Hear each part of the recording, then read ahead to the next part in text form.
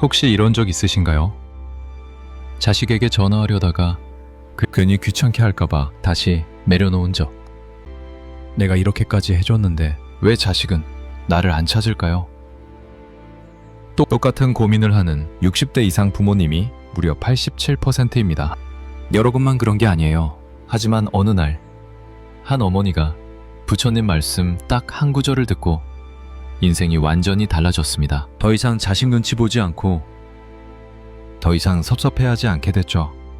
오늘 그 한 구절이 무엇인지, 어떻게 여러분의 마음을 자유롭게 만들 수 있는지 말씀드리겠습니다. 놀랍게도 마음이 편해지면 자식도 더 자주 연락하게 됩니다. 안녕하세요, 여러분. 오늘도 이렇게 찾아와 주셔서 정말 감사합니다. 오늘은 여러분께 조금은 무겁지만 누구나 한 번쯤은 깊이 생각해봐야 할 이야기를 나누려고 합니다. 바로 부모와 자식의 관계에 관한 이야기입니다. 제가 얼마 전에 동네 공원 벤치에서 한 어르신을 뵙게 되었습니다. 그분은 혼자 앉아서 멀리 놀이터를 바라보고 계셨어요. 아이들이 뛰어노는 모습을 보시면서 무언가 깊은 생각에 잠겨 계신 것 같았습니다. 제가 옆에 앉아 인사를 드렸더니 그분이 조용히 말씀하셨습니다. 저 아이들을 보면 우리 손주가 생각나네요. 요즘은 통화 한번 하기가 어렵습니다. 그 말씀 속에는 말로 다 표현할 수 없는 그리움과 외로움이 담겨 있었습니다. 부모와 자식의 관계는 참으로 특별합니다. 이 세상 어떤 인연보다도 깊고 특별한 인연이죠. 부모는 자식을 이 세상에 태어나게 하고 밤낮 없이 사랑으로 보살피며 그들의 행복을 위해서라면 무엇이든 기꺼이 희생합니다. 아기가 태어나던 그날부터 부모의 마음은 오롯이 그 아이를 향하게 됩니다. 잠 못 이루는 밤도, 아픈 손가락도, 모든 것이 기쁨으로 변하는 것이 부모의 마음입니다. 하지만 세월은 흐르고 자식들은 자라납니다. 그들은 학교를 졸업하고 직장을 갖고 때로는 먼 곳으로 떠나기도 합니다. 그리고 자신들의 가정을 꾸리며 독립적인 삶을 살아가기 시작합니다. 그때부터 부모는 묘한 감정을 느끼게 됩니다. 자식이 잘 자라서 독립하는 것은 기쁜 일인데 왜 이렇게 마음 한구석이 허전하고 외로운 걸까요?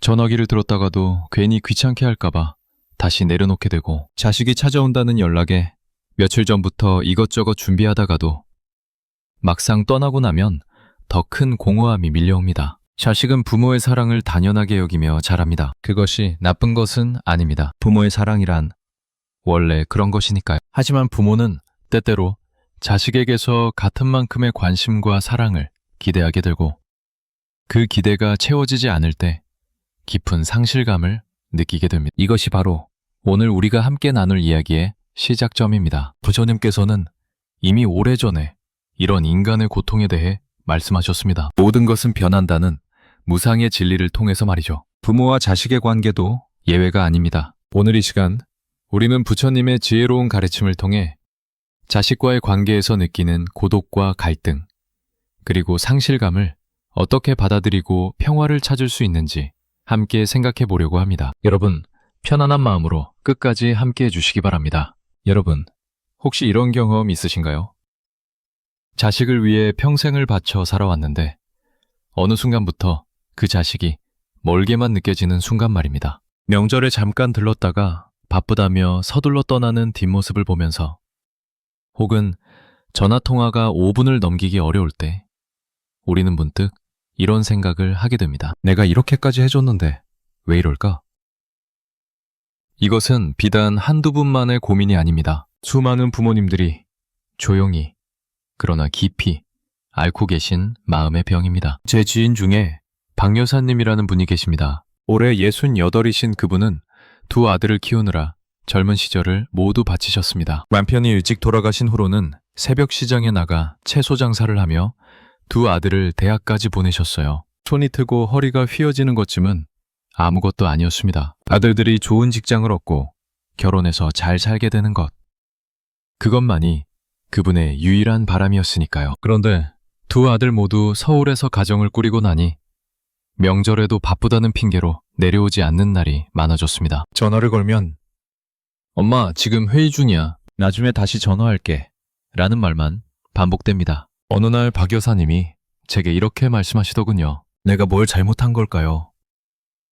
내 평생을 아이들에게 바쳤는데 이제 나는 짐이 된 것 같아요. 이런 이야기는 어디서나 쉽게 들을 수 있습니다. 부모는 자식에게 자신이 가진 모든 것을 주고 싶어 합니다. 맛있는 것이 있으면 자식 먼저 생각하고, 좋은 것이 있으면 자식에게 먼저 주고 싶은 것이 부모의 마음입니다. 추운 겨울날 외투를 벗어 자식에게 입히고, 배고플 때 자신의 밥을 덜어 자식에게 주는 것이 당연하다고 여기며 살아왔습니다. 그런데 시간이 흐르면서 우리는 깨닫게 됩니다. 자식들은 그 모든 희생을 너무나 당연하게 받아들인다는 것을요. 아니, 어쩌면 그것이 희생이었다는 사실조차 모를 수도 있습니다. 부모의 사랑은 공기와 같아서 있을 때는 느끼지 못하다가 없을 때야 비로소 그 소중함을 깨닫는 것인지도 모릅니다. 더 힘든 것은 이런 상황이 한두 가정의 문제가 아니라는 점입니다. 요즘 세상은 너무나 빠르게 돌아갑니다.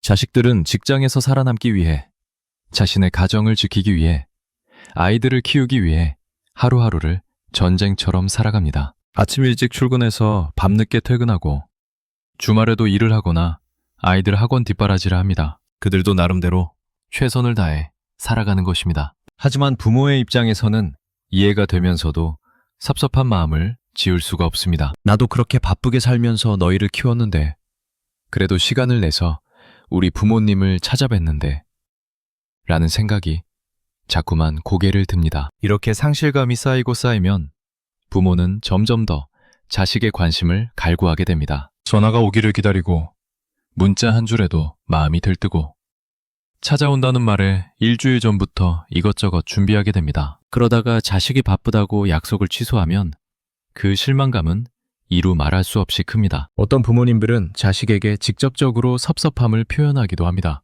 요즘 왜 이렇게 전화도 안 하니? 명절에도 안 내려오면 그게 자식이니? 하지만 이런 말들은 오히려 자식들을 더 부담스럽게 만들고 때로는 갈등을 만들어내기도 합니다. 악순환이 시작되는 것이죠. 그렇다면 우리는 이 문제를 어떻게 바라봐야 할까요? 여기서 부처님의 가르침이 우리에게 중요한 실마리를 제공합니다. 부처님께서는 모든 것은 무상하다고 말씀하셨습니다. 무상이란 변하지 않는 것이 없다는 뜻입니다. 계절이 변하고 날씨가 변하고 우리의 몸도 변합니다. 마찬가지로 관계도 변합니다. 엄마 품에 안겨 울던 아기가 어느덧 자라서 독립적인 어른이 되는 것, 그것이 자연스러운 변화입니다. 매일 엄마 손을 잡고 걷던 아이가 언젠가는 혼자 걷고 나중에는 자기만의 길을 가게 되는 것, 이것이 바로 무상의 진리입니다. 부처님은 또한 집착이 고통의 근원이라고 가르치셨습니다. 자식을 사랑하는 마음은 너무나 자연스럽고 아름다운 것입니다. 하지만 그 사랑이 집착으로 변할 때 고통이 시작됩니다. 내가 이만큼 해줬으니 너도 이만큼 해야 한다. 내가 너를 위해 희생했으니 너도 나를 위해 시간을 내야 한다는 생각은 사실 집착입니다. 사랑은 주는 것 자체에서 기쁨을 느끼는 것이지 그 대가를 바라는 것이 아니기 때문입니다. 반 여사님의 경우도 마찬가지입니다. 그분이 아들들을 위해 쏟은 사랑과 헌신은 정말 위대한 것이었습니다. 하지만 그것이 내가 이만큼 했으니 너희도 이만큼 해야 한다는 기배로 바뀌는 순간 고통이 시작된 것입니다. 그렇다면 우리는 어떻게 해야 할까요? 먼저 자식의 입장을 이해하려는 노력이 필요합니다. 우리가 젊었을 때도 바빴고 우리 부모님께 충분히 효도하지 못했던 순간들이 있었을 것입니다. 자식들도 지금 그들 나름대로 최선을 다해 살아가고 있습니다. 그들이 부모를 사랑하지 않는 것이 아니라 다만 지금 당장 눈앞에 있는 일들에 치여 여유가 없는 것뿐입니다. 이것을 이해하는 것이 첫걸음입니다. 더 중요한 것은 우리 자신을 돌아보는 것입니다. 부처님께서는 자신을 사랑하는 것이 모든 사랑의 시작이라고 말씀하셨습니다. 우리는 평생 자식을 위해 살았습니다. 그것은 정말 훌륭한 일입니다. 하지만 이제는 우리 자신을 위해 살 때가 되었습니다. 우리의 행복이 오로지 자식에게만 달려있다고 생각하면 우리는 영원히 불행할 수밖에 없습니다. 왜냐하면 자식의 마음을, 자식의 시간을 우리가 통제할 수 없기 때문입니다. 집착을 내려놓는다는 것은 자식을 사랑하지 말라는 뜻이 아닙니다. 오히려 더 건강하게, 더 자유롭게 사랑하라는 뜻입니다. 자식이 전화하지 않아도 괜찮습니다. 그들이 바쁘게 잘 살고 있다는 증거니까요. 명절에 오지 못해도 괜찮습니다. 그들에게도 그들만의 사정이 있으니까요. 이렇게 생각하면 우리 마음이 한결 가벼워집니다. 그리고 신기하게도 우리가 집착을 내려놓고 여유로워지면 자식들도 더 편안하게 우리에게 다가옵니다. 결국 부모와 자식의 관계에서 가장 중요한 것은 집착을 버리고 무상의 진리를 받아들이는 것입니다. 모든 것은 변합니다. 자식과의 관계도 변합니다. 어릴 적 우리 손을 꼭 잡던 그 작은 손은 이제 우리보다 더 큰 세상을 붙잡고 있습니다. 그것을 인정하고 받아들일 때 우리는 비로소 진정한 평화를 찾을 수 있습니다. 자식의 행복을 진심으로 바라되 그들에게 무엇을 요구하지 않고 우리 자신의 삶 속에서 의미와 기쁨을 찾는 것. 그것이 부처님께서 우리에게 가르쳐 주신 지혜입니다. 자식을 사랑하되 집착하지 않고 그들의 마음을 이해하며 동시에 우리 자신도 사랑할 수 있을 때 우리는 비로소 자유로워질 수 있습니다. 여러분, 자식과 대화를 하다가 이런 생각이 드신 적 있으신가요? 우리가 같은 말을 하고 있는 건가? 분명 한국말로 이야기를 나누고 있는데 마치 서로 다른 언어를 쓰는 것처럼 통하지 않는 순간들이 있습니다. 내가 하는 말은 자식에게 잔소리로 들리고 자식이 하는 말은 내게 이해되지 않습니다. 이것이 바로 오늘 우리가 함께 나눌 두 번째 이야기. 부모와 자식 사이의 소통의 어려움입니다. 얼마 전에 제 친구 최 선생님 댁에 초대받은 적이 있습니다. 마침 그날 서울에서 딸이 내려와 있었는데 저녁 식사 자리가 참 어색했습니다. 최 선생님이 딸에게 이런저런 이야기를 하셨어요. 요즘 결혼은 생각 안 하니? 네 나이가 벌써 35인데 그 회사 다니면서 돈은 모으고 있니? 요즘 집값이 얼마나 비싼데? 주말에도 일한다며 건강은 챙기면서 살아야지. 하나하나가 다 딸을 걱정하는 마음에서 나온 말이었습니다. 하지만 딸의 표정은 점점 굳어갔고 대답은 점점 짧아졌습니다. 엄마, 그건 제가 알아서 할게요. 요즘은 그렇게 안 해요. 엄마는 몰라요. 결국 식사가 끝나고 딸은 급한 일이 생겼다며 다음날 아침 일찍 서울로 올라가 버렸습니다. 최 선생님은 제게 한숨을 쉬며 말씀하셨습니다. 내가 뭘 잘못한 걸까요? 그냥 걱정돼서 한 말인데 애는 왜 저렇게 불편해할까요? 이런 일은 정말 흔합니다. 부모는 자식을 걱정하는 마음에서 이것저것 물어보고 조언을 합니다. 하지만 자식의 입장에서는 그것이 간섭으로 느껴지고 자신을 믿지 못하는 것처럼 들립니다. 반대로 자식이 요즘 세상 이야기를 하면 부모는 요즘 젊은 사람들은 왜 그렇게 약하니? 우리 때는 안 그랬는데 하며 과거의 잣대로 판단하게 됩니다. 서로가 서로를 이해하지 못하는 것이죠. 왜 이런 일이 벌어질까요? 우리와 자식 세대는 완전히 다른 세상에서 살아왔기 때문입니다. 우리가 젊었을 때는 먹고 사는 것이 가장 중요했습니다. 배고프지 않게, 따뜻하게, 안정적으로 사는 것이 인생의 목표였습니다. 그래서 우리는 참고 견디며 살았습니다. 하기 싫은 일도 참고 했고 힘들어도 내색하지 않았습니다. 그것이 미덕이었으니까요. 하지만 요즘 젊은 세대는 다릅니다. 그들에게는 자아실현, 워라밸, 행복 같은 가치가 중요합니다. 내가 이 일을 하면서 행복한가? 이 관계가 나를 성장시키는가를 고민합니다. 같은 직장 생활을 이야기해도 우리는 그래도 월급은 나오잖아, 참고 다녀 라고 하지만 그들은 이 일이 내 적성에 안 맞으면 과감히 그만둬야지 라고 생각합니다. 결혼 문제만 해도 그렇습니다. 우리 세대는 결혼을 당연한 것으로 여겼습니다. 나이가 되면 결혼을 하고 아이를 낳고 가정을 꾸리는 것이 정해진 수순이었습니다. 하지만 요즘 젊은이들은 다릅니다. 결혼을 왜 해야 하죠? 혼자 사는 것도 충분히 행복한데요?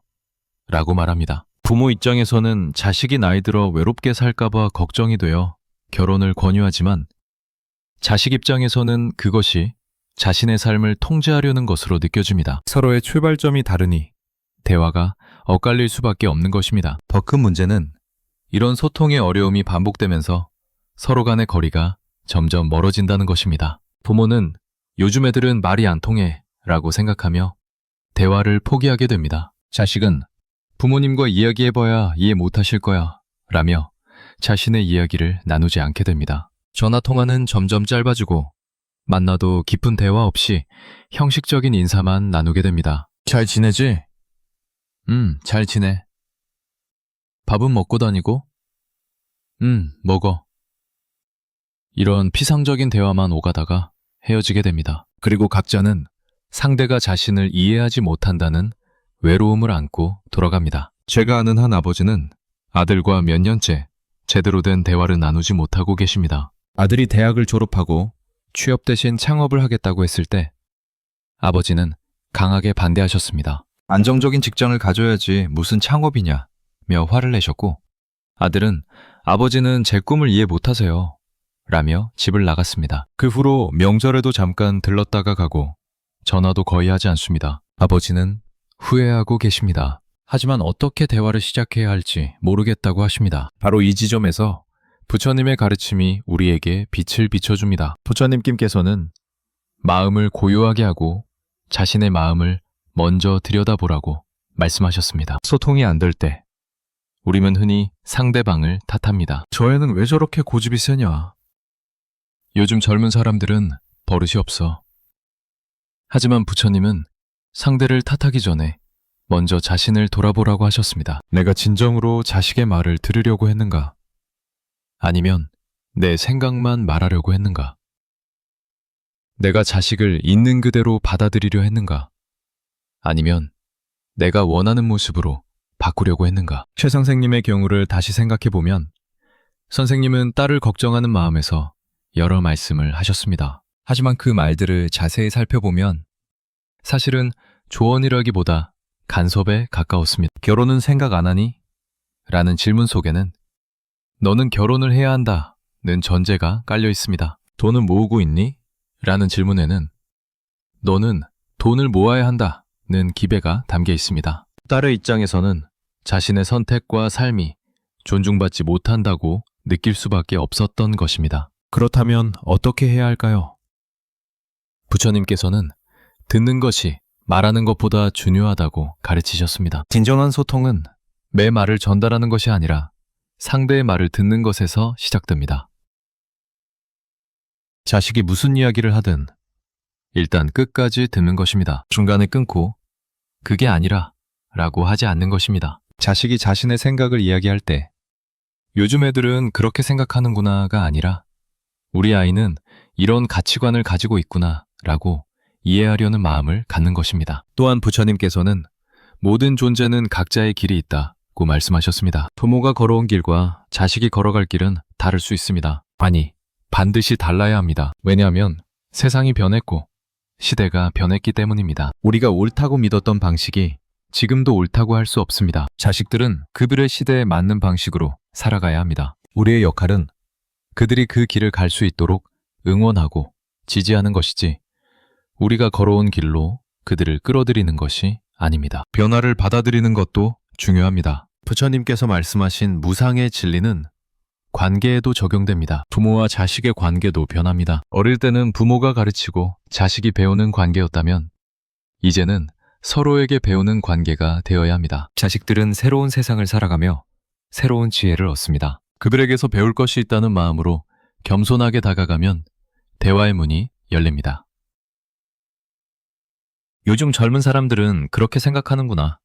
나도 배워야겠다는 태도가 필요합니다. 결국 부모와 자식 사이의 소통은 기술의 문제가 아니라 마음의 문제입니다. 상대를 바꾸려는 마음을 내려놓고 있는 그대로 받아들이려는 마음을 가질 때 진정한 소통이 시작됩니다. 부처님께서는 자비로운 마음으로 모든 존재를 대하라고 하셨습니다. 자식에게도 마찬가지입니다. 내 자식이기 이전에 한 명의 독립적인 인간으로 존중하고 그의 선택을 믿어주고 그의 길을 응원해줄 때 비로소 진정한 대화가 가능해집니다. 말이 통하지 않는다고 포기하지 마십시오. 마음이 통하면 말은 저절로 통하게 되어 있습니다. 여러분, 혹시 이런 경험 있으신가요? 아침에 일어나서 식탁에 앉았는데 문득 너무 조용하다는 생각이 드는 순간 말입니다. 예전에는 아침마다 북적거렸던 집이 이제는 시계 소리만 똑딱거리는 공간이 되어버렸습니다. 자식들이 독립해서 나간 후 많은 부모님들이 이런 고독을 경험합니다. 집은 그대로인데 마음속에 큰 구멍이 뚫린 것 같은 느낌 말이죠. 제가 사는 동네에 김 선생님이라는 분이 계십니다. 올해 69이신 이분은 평생 교사로 일하시면서 세 자녀를 훌륭하게 키우셨습니다. 큰아들은 의사가 되어 부산에서, 둘째 딸은 변호사가 되어 서울에서, 막내 아들은 엔지니어가 되어 미국에서 각자 가정을 꾸리고 잘 살고 있습니다. 남들이 보기에는 정말 성공한 인생이십니다. 자식들 모두 훌륭하게 키워냈고 경제적으로도 안정되어 있으니까요. 그런데 김 선생님은 요즘 매일 아침 혼자 식탁에 앉아서 눈물을 흘리신다고 합니다. 예전에는 6 식구가 앉아서 시끌벅적하게 밥을 먹던 그 식탁에 이제는 혼자 앉아 계십니다. 냉장고를 열어도 음식이 그대로 남아있고 저녁에 집에 들어와도 불 켜진 방이 없습니다. 어느 날 제게 이렇게 말씀하셨습니다. 자식들 잘 키워서 다들 성공했는데 왜 이렇게 허전할까요? 내가 이기적인 건가요? 이것은 김 선생님만의 이야기가 아닙니다. 수많은 부모님들이 이 빈둥지 증후군을 경험하고 계십니다. 자식들이 어릴 때는 정말 정신없이 바빴습니다. 아침마다 도시락을 싸고 학교 준비물을 챙기고 학원 스케줄을 관리하고 밤늦게까지 공부하는 아이들을 위해 야식을 준비하고 너무 바빠서 매 시간이 없다고 불평하기도 했습니다. 애들만 다 크면 내 인생을 살 텐데 라고 생각했습니다. 그런데 막상 자식들이 다 커서 독립하고 나니 남은 것은 텅 빈 시간과 공간뿐입니다. 아침에 눈을 떠도 할 일이 없고 저녁에 집에 와도 맞아줄 사람이 없습니다. 명절이 되어도 자식들은 바쁘다며 잠깐 들렀다가 가고 때로는 아예 오지 못하기도 합니다. 이런 고독은 단순히 외로움의 문제가 아닙니다. 정체성의 위기이기도 합니다. 많은 부모님들, 특히 어머니들은 평생을 엄마로 살아왔습니다.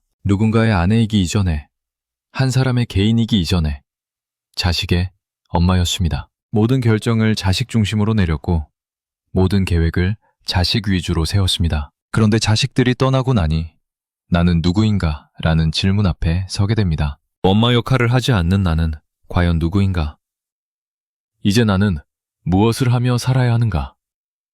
이런 질문들이 밤마다 머릿속을 맴돕니다. 상황은 시간이 지날수록 더 악화되기도 합니다. 자식들은 각자의 삶에서 점점 더 바빠집니다. 처음 독립했을 때는 그래도 주말마다 찾아오거나 자주 전화를 했습니다. 하지만 시간이 지나면서 직장일이 바빠지고 결혼을 하고 손주가 태어나면서 그들의 우선순위는 자연스럽게 변합니다. 이제 그들에게 가장 중요한 것은 자신의 배우자이고 자신의 자녀입니다. 부모는 여전히 소중하지만 일상의 중심에서는 조금씩 밀려납니다. 명절에 만나면 손주들은 핸드폰만 들여다보고 며느리나 사위 아내는 무슨 이야기를 나눠야 할지 모르겠고 아들, 딸과도 예전처럼 편하지 않습니다. 가족이 모였지만 오히려 더 외롭다는 느낌을 받는 경우도 많습니다. 어떤 부모님들은 이 고독을 이기지 못하고 자식들에게 과도하게 매달리게 됩니다. 하루에도 몇 번씩 전화를 하고 엄마 보고 싶지 않니? 라고 묻고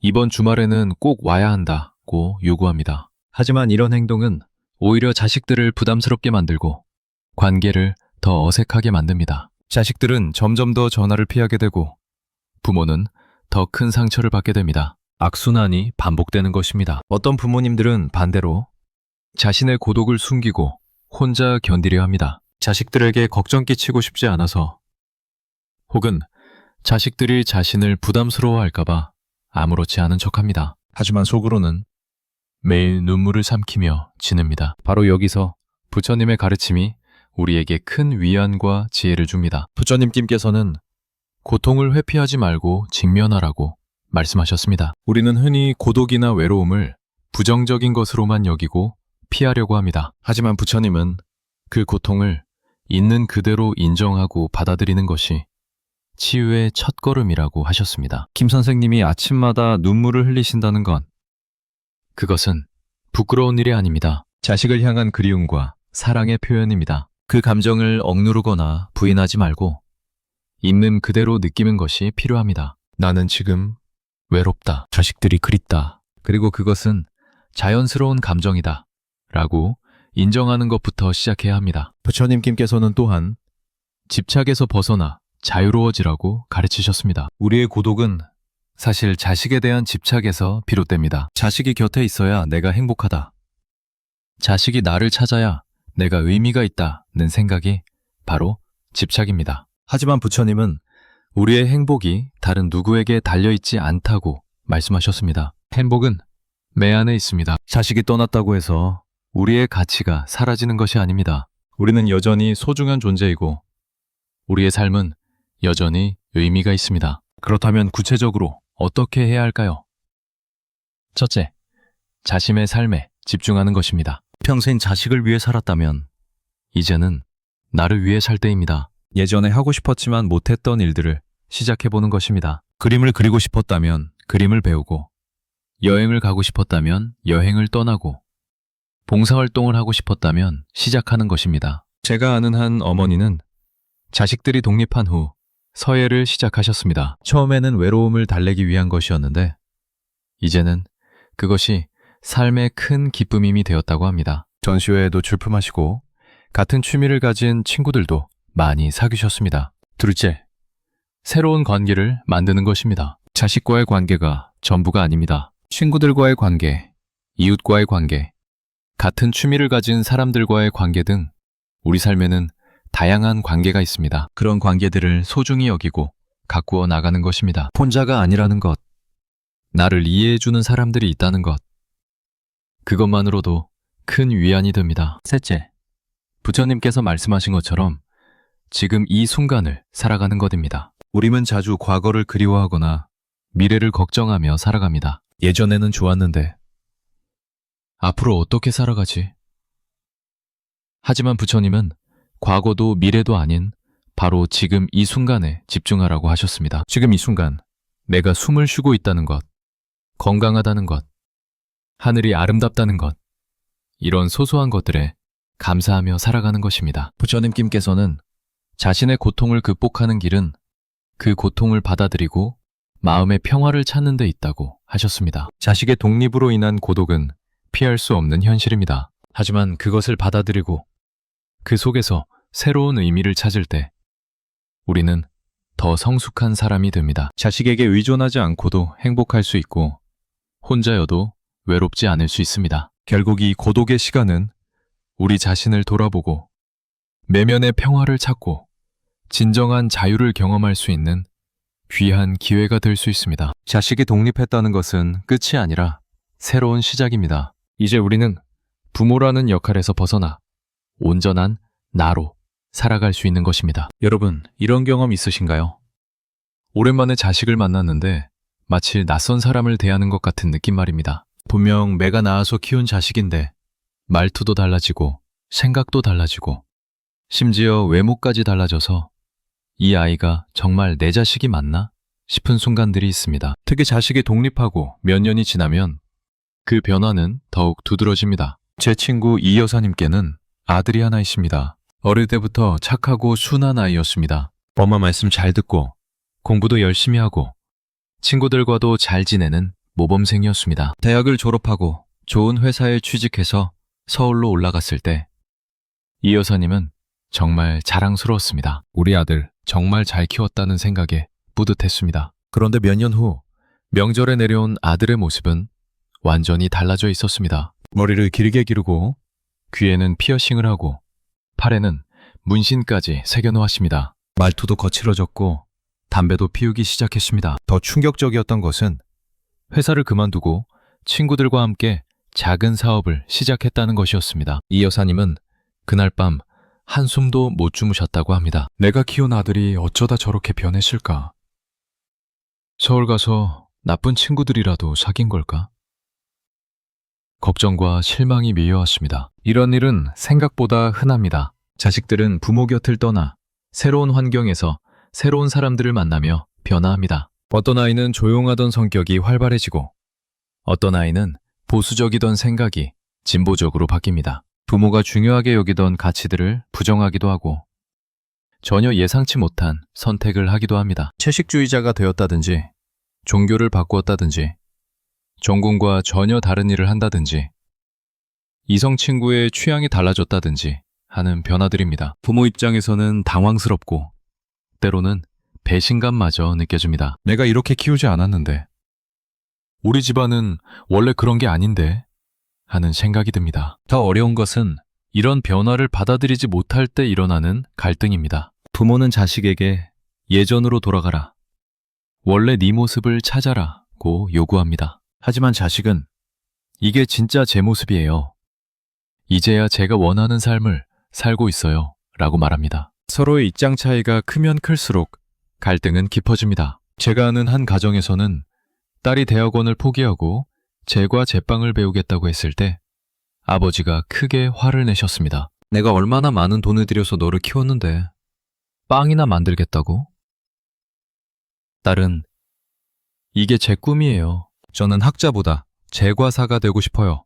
라며 맞섰습니다. 결국 그 집은 몇 년째 대화가 단절된 상태입니다. 이런 갈등은 시간이 지날수록 더 복잡해집니다. 부모는 자식이 잘못된 선택을 하고 있다고 확신하고 자식은 부모가 자신을 이해하지 못한다고 생각합니다. 만날 때마다 같은 주제로 다투게 되고 결국 만남 자체를 피하게 됩니다. 명절에도 또 그 이야기 할까봐, 또 간섭할까봐 서로를 불편해합니다. 전화통화도 형식적인 안부 인사만 오가고 진짜 하고 싶은 말은 하지 못합니다. 부모는 내가 걱정해서 하는 말인데 왜 안 됐지? 라며 답답해하고 자식은 부모님은 절대 내 편이 되어주지 않아 라며 서운해합니다. 이렇게 관계는 점점 멀어지고 상처는 깊어만 갑니다. 어떤 부모님들은 자식의 변화를 인정하지 않으려 합니다. 저건 일시적인 거야. 철이 들면 다시 돌아올 거야. 라고 믿으며 기다립니다. 하지만 시간이 지나도 자식은 변하지 않습니다. 아니, 오히려 더 확고해집니다. 그때서야 부모는 더 큰 좌절을 느낍니다. 정말 내 자식이 이렇게 변한 거구나 라는 현실을 받아들여야 하는 순간이 오는 것입니다. 바로 이 지점에서 부처님의 지혜가 우리를 구원합니다. 부처님께서는 모든 것은 무상하다고 말씀하셨습니다. 세상의 모든 것은 변합니다. 강물도 흐르고 계절도 바뀌고 사람도 변합니다. 어제의 나와 오늘의 매가 다르듯이 과거의 자식과 현재의 자식도 다를 수밖에 없습니다. 이것은 자연스러운 이치입니다. 자식이 변한다는 것은 성장의 증거입니다. 만약 30살이 된 자식이 여전히 10살 때와 똑같다면 그것이 오히려 문제 아니겠습니까? 사람은 살아가면서 새로운 경험을 하고 새로운 사람을 만나고 새로운 생각을 하게 됩니다. 그 과정에서 변화하는 것은 당연한 일입니다. 부처님께서는 또한 집착을 버리라고 가르치셨습니다. 우리가 자식의 변화를 받아들이지 못하는 이유는 사실 집착 때문입니다. 내가 만든 이미지대로 자식이 살아야 한다. 내가 계획한 대로 자식의 인생이 흘러가야 한다. 는 집착입니다. 하지만 자식은 부모의 소유물이 아닙니다. 독립적인 인격체이고 자신만의 삶을 살아갈 권리가 있습니다. 이 여사님의 아들이 외모를 바꾸고 회사를 그만둔 것.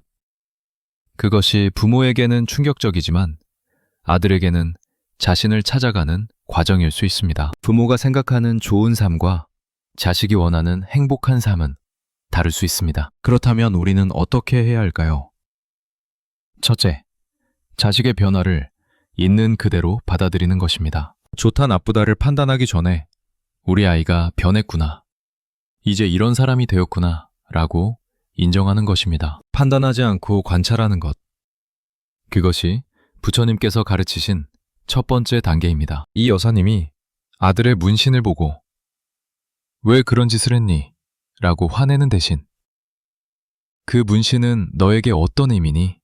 라고 물어볼 수 있다면 대화의 물꼬가 트일 것입니다. 둘째, 변화의 이유를 이해하려는 노력이 필요합니다. 모든 변화에는 이유가 있습니다. 자식이 왜 그런 선택을 했는지, 무엇이 그를 변화시켰는지 궁금해하는 마음을 가지는 것입니다. 판단하지 말고 질문하는 것입니다. 너는 왜 그런 결정을 했니? 가 아니라 그 결정을 하게 된 이유가 궁금하구나. 엄마한테 이야기해 줄 수 있니?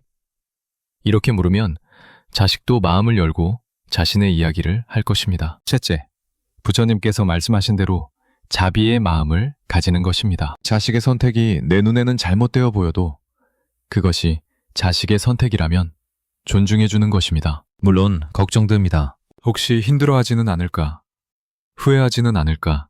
염려됩니다. 하지만 그것이 자식의 인생입니다. 자식도 시행착오를 겪으며 배워야 합니다. 부모는 옆에서 지켜보고 넘어지면 일으켜주고 힘들 때 위로해주는 역할을 하면 됩니다. 길을 대신 걸어줄 수는 없습니다. 부처님께서는 모든 것이 무상하다는 진리를 마음속에 새기면 평화를 얻는다고 하셨습니다. 자식의 변화를 자연스러운 과정으로 받아들일 때 부모 자신도 평화로워집니다. 자식이 변했다고 해서 부모를 덜 살아가는 것이 아닙니다. 다만 표현 방식이 달라졌을 뿐입니다. 자식과의 관계도 변화에 맞춰 새롭게 만들어가야 합니다. 어릴 때처럼 일방적으로 가르치고 이끄는 관계가 아니라 서로 존중하고 이해하는 관계로 발전해야 합니다. 자식의 변화는 사실 우리에게 새로운 인연을 만들 기회를 주는 것입니다. 변화한 자식을 새로운 사람으로 다시 알아가고 새로운 관계를 맺어가는 것. 그것이야말로 부처님께서 가르쳐 주신 지혜로운 삶의 방식입니다. 변화를 두려워하지 마십시오. 변화 속에서 새로운 아름다움을 발견하십시오. 여러분, 오늘 우리는 함께 부모와 자식 관계에서 겪는 여러 가지 고민들을 나눠보았습니다. 부모의 희생과 자식의 무관심, 소통의 어려움, 독립 후의孤独, 그리고 자식의 변화를 받아들이는 문제까지 참으로 쉽지 않은 이야기들이었습니다. 혹시 오늘 이 이야기를 들으시면서 가슴이 먹먹하셨나요? 어쩌면 여러분 자신의 이야기 같아서 눈시울이 붉어지셨을지도 모르겠습니다. 며칠 전 공원 벤치에서 만났던 그 어르신이 다시 생각납니다. 손주 생각에 혼자 앉아 계시던 그분의 뒷모습이 참으로 쓸쓸해 보였습니다. 하지만 오늘 우리가 나눈 이야기를 통해 깨달았습니다. 그 외로움과 그리움도 사랑의 한 형태라는 것을 말입니다. 자식을 향한 부모의 마음은 결코 사라지지 않습니다. 다만 표현하는 방식을, 관계를 맺는 방식을 조금씩 바꿔나가야 할 뿐입니다. 부처님 김께서는 이미 2500년 전에 우리에게 답을 주셨습니다. 모든 것은 무상하다는 그 깊은 진리 속에 모든 해답이 담겨 있습니다. 부모와 자식의 관계도 변합니다. 손을 잡고 걷던 아이가 어느덧 자신의 길을 가고 매일 얼굴을 보던 자식이 이제는 전화통화로만 안부를 묻습니다. 이것은 슬픈 일이 아니라 자연스러운 흐름입니다. 봄이 지나면 여름이 오고 여름이 지나면 가을이 오듯이 관계도 계절처럼 변해가는 것입니다. 부처님 김께서는 또한 집착이 고통의 근원이라고 가르치셨습니다. 우리가 느끼는 외로움과 섭섭함의 많은 부분이 사실은 집착에서 비롯됩니다. 자식은 이래야 한다. 부모에게는 이렇게 해야 한다는 기대와 집착 말입니다. 하지만 그 집착을 내려놓는 순간 우리는 진정한 자유를 경험하게 됩니다. 자식이 전화하지 않아도 괜찮고 자주 오지 못해도 괜찮습니다. 그들이 건강하게, 행복하게 자신의 삶을 살아가고 있다면 그것으로 충분합니다. 무엇보다 중요한 것은 자기 자신을 사랑하는 것입니다. 평생을 자식을 위해 살아왔다면 이제는 나를 위해 살 때입니다. 자식에게만 의존하지 않고 내 삶의 의미를 찾는 것, 내 안에 평화를 발견하는 것. 그것이야말로 부처님께서 우리에게 주신 가장 큰 가르침입니다. 오늘 저녁 혼자 식탁에 앉더라도 그 고요함 속에서 나 자신과 대화할 수 있습니다. 내가 살아온 삶을 돌아보고 앞으로 살아갈 삶을 그려볼 수 있습니다. 부모와 자식의 인연은 참으로 특별합니다. 이 세상 어떤 관계보다도 깊고 소중한 인연입니다. 하지만 그 인연이 고통이 되어서는 안 됩니다. 서로를 올가매는 굴레가 되어서는 안 됩니다. 부처님의 가르침대로 집착을 내려놓고 변화를 받아들이고 서로를 있는 그대로 존중할 때 그 인연은 더욱 아름다워집니다. 멀리 떨어져 있어도 마음으로 연결되고 자주 만나지 못해도 서로를 이해하고 서로 다른 길을 걸어도 서로를 응원할 수 있습니다. 여러분, 오늘 이 시간이 여러분께 작은 위로가 되었기를 바랍니다. 자식과의 관계에서 느끼셨던 고통과 갈등이 조금이나마 해소되었기를 바랍니다. 그리고 무엇보다 여러분 자신이 얼마나 소중한 존재인지, 여러분의 삶이 얼마나 의미 있는지 깨닫는 시간이 되었기를 바랍니다. 모든 것이 무상하다는 부처님의 가르침을 마음속 깊이 새기시고 변화하는 관계 속에서도 평화를 잃지 않으시기를 바랍니다. 자식은 자식대로 행복하고 부모는 부모대로 편안한 그런 아름다운 관계를 만들어 가시기에 진심으로 기원합니다. 오늘도 끝까지 함께 해주셔서 정말 감사합니다. 오늘 부처님의 말씀으로 무거운 마음을 잠시 내려놓으셨다면 구독과 좋아요로 함께 해주세요. 여러분 모두 건강하시고 행복하시기를 바랍니다. 오늘도 성불하십시오.